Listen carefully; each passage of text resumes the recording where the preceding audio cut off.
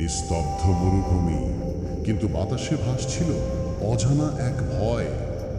যেন প্রকৃতি বলে দিচ্ছিল, কাল এই জমিন রক্তস্রোতে ভিজবে। সে রাতে আকাশে চাঁদ ছিল, কিন্তু আলো ছিল না। তবু ৩,০০০ মুজাহিদের চোখে ছিল ঈমানের জ্যোতি। সহযোদ্ধারা শান্ত দৃঢ় ফিসফিসে করে বলে উঠল, কাল যদি শাহাদাত নসিব হয়, তবে তো দেখা হবে রাসূল সাল্লাল্লাহু আলাইহি সাল্লামের সাথে। জান্নাতের দরজা খুলে যাবে ইনশাআল্লাহ।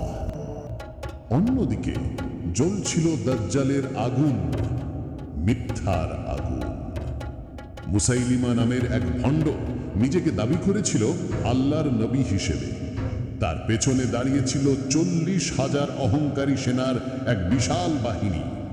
মুসাইলিমা অট্টহাসিতে ফেটে পড়ে অহংকারী কণ্ঠে বলে উঠল, হা হা হা, আজ আমি প্রমাণ করব আমি সত্য নবী।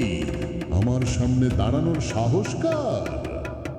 কিন্তু আধারের বিপরীতে ঈমানের বিজলি হয়ে পৌঁছে গেছেন তিনি, খালিদ ইবনুল ওয়ালিদ রাদিয়াল্লাহু, সাইফুল্লাহ, আল্লাহর তরবারি।